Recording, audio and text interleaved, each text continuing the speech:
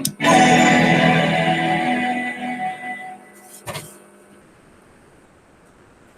guys, my name is Daniel Garcia and welcome to my TED Talk. Today I will be answering my research question, which was how can social media companies change their advertising tactics and limit users from overusing their network in order to operate humanely? Now, if I could get a raise of hands, how many of you guys use social media, whether it be Instagram, Snapchat, Pinterest, Reddit, TikTok, or any other sorts? Okay. So, usually, last time when I did this raise of hands, the majority of the room raised their hands saying that they actively use social media. And similarly, you guys have the same thing in common with the rest of the United States. As we can see over here on the graph, around 82% of Americans actively use social media every single month. And that's approximately 313.5 million Americans, which is such a crazy number if you really stop and think about how many people that really is. So to get started today, I really want to take us back and talk about social media's history. In 1999, 6 Degrees came out, and then in 2003, MySpace came out. And then at the time, they were both a little bit limited on what they were able to do when it comes to social networking and how they were able to reach the globe as a whole. And then finally, in 2005, Facebook was launched and released. Facebook was a great social media network and became very popularized in 2005. Similarly, in 2005, depression rates increased significantly, as in 2017, the American Psychological Association, or as many call it, the APA, researched the mental state of subjects from the ages of 12 to 21.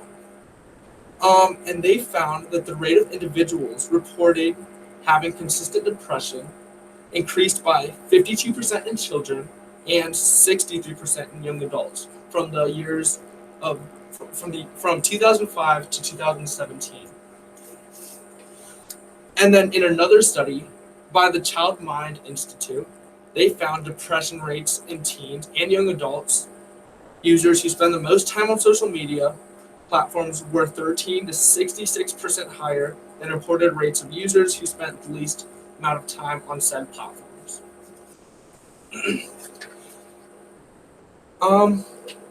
So not only does the users who spend the least amount of time on said platforms were said to be less depressed at the time, all the way up until 2017, but it also affects suicidal tendencies and the attempts that users have.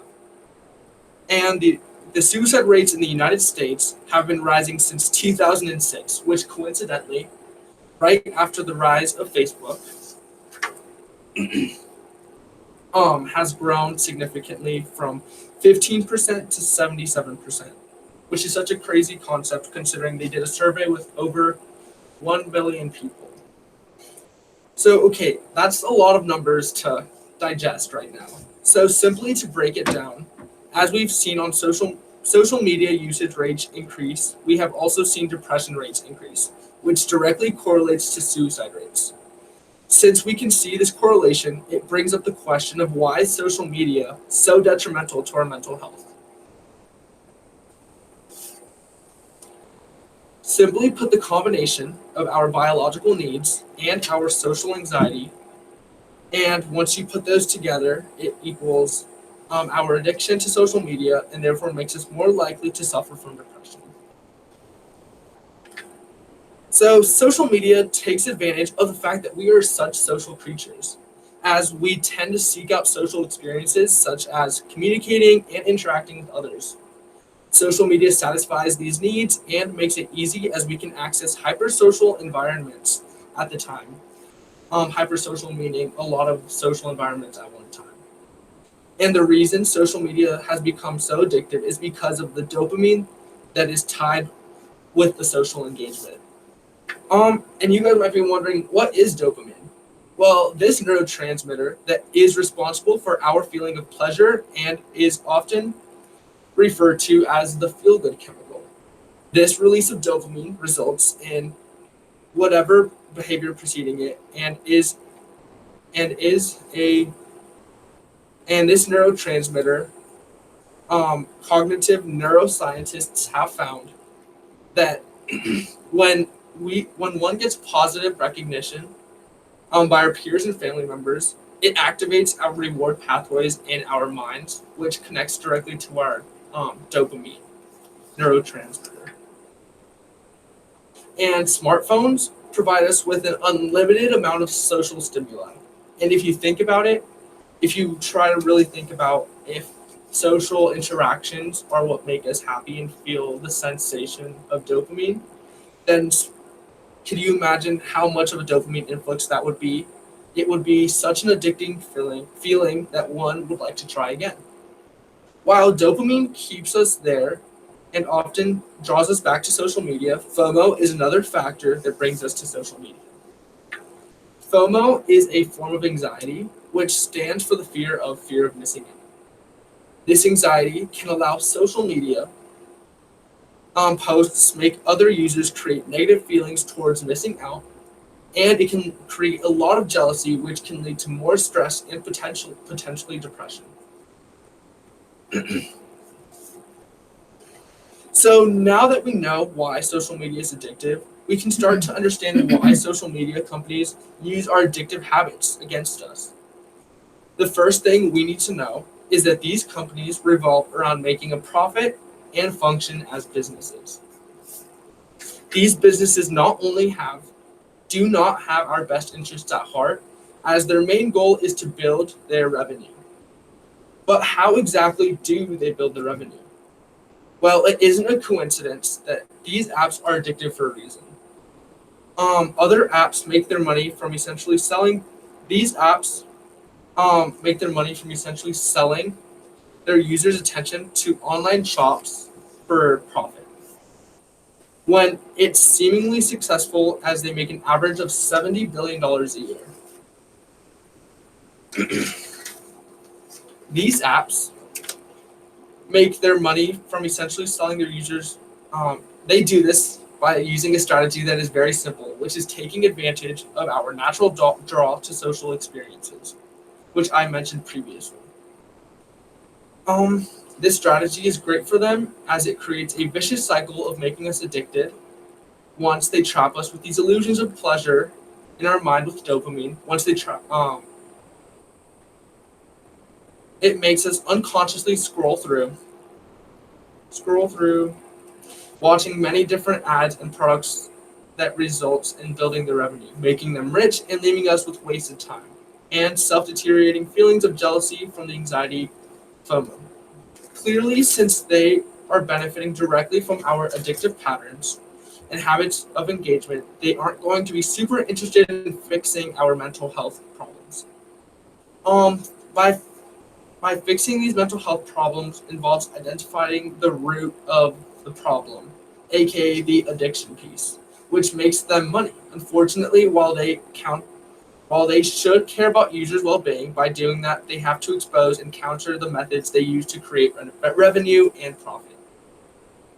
While there is a collective, somewhat vague knowledge that social media isn't great for our well-being, these companies and businesses can still rely on us using their applications because of their purpose, whether that be making life easier for users or connecting them to everybody in the world. Um, Since social media seems almost necessary in our lives, sometimes we need to start thinking of ways that we can create healthy habits instead of relying on social media companies to create limits for us, since they clearly won't if it hurts their business or profit. It's just not realistic at the moment in this time. But there are three methods that I think would be very beneficial when using these apps.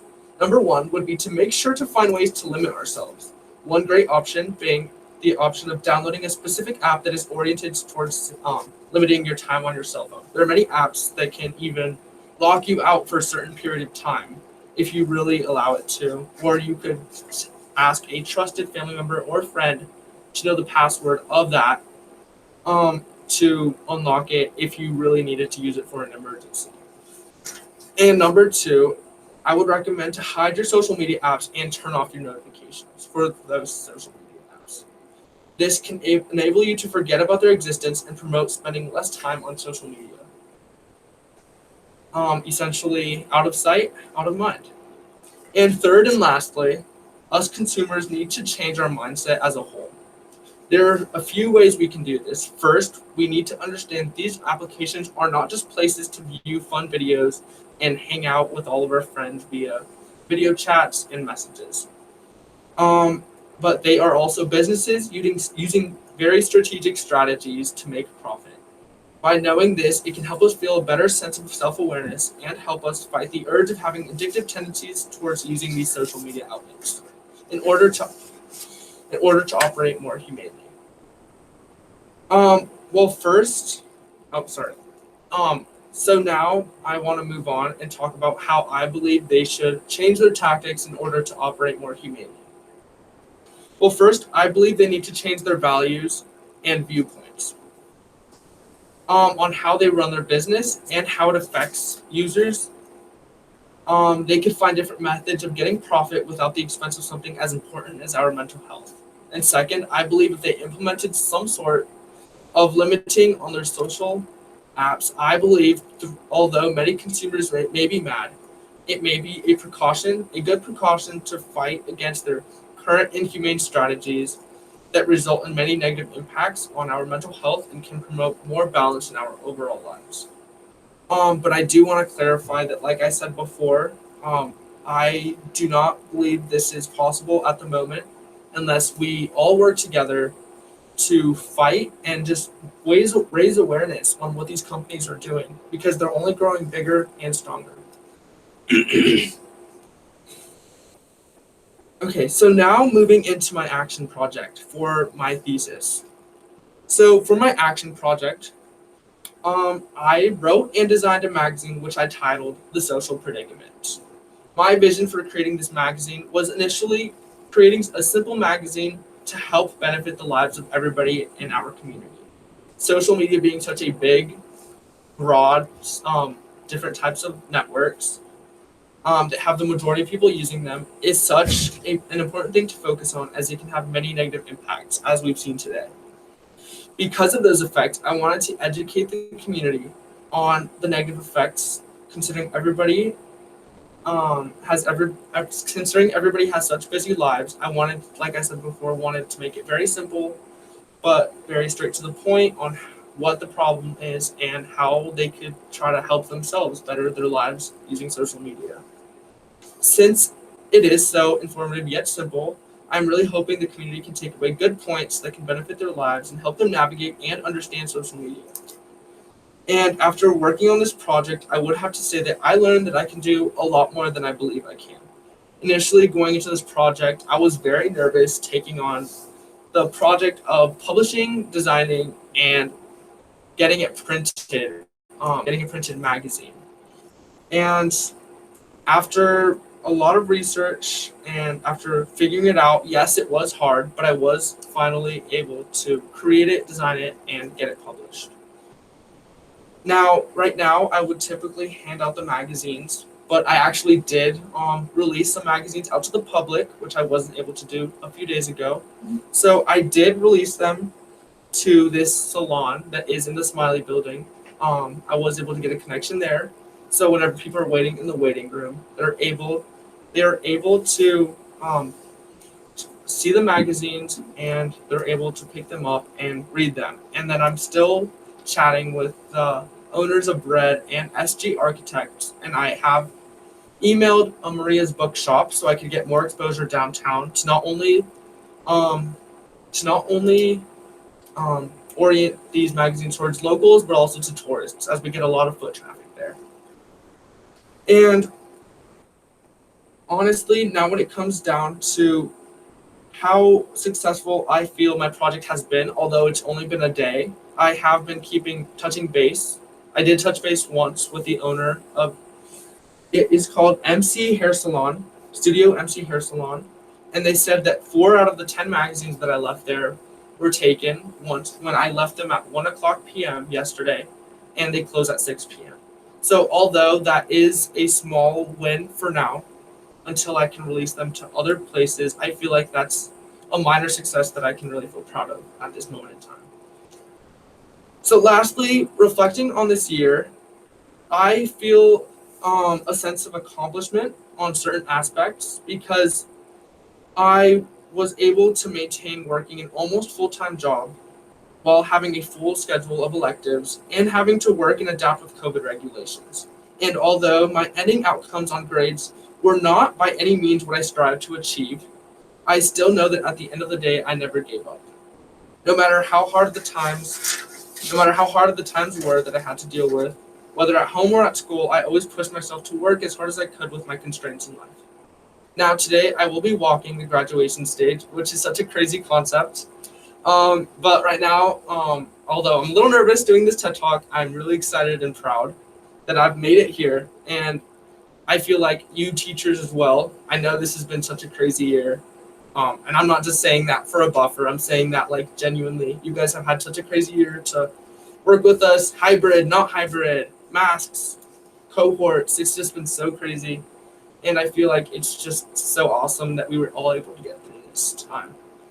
And with that said, I just want to thank you guys so much for coming back to my second TED Talk. And yeah, thank you guys so much. All right. So.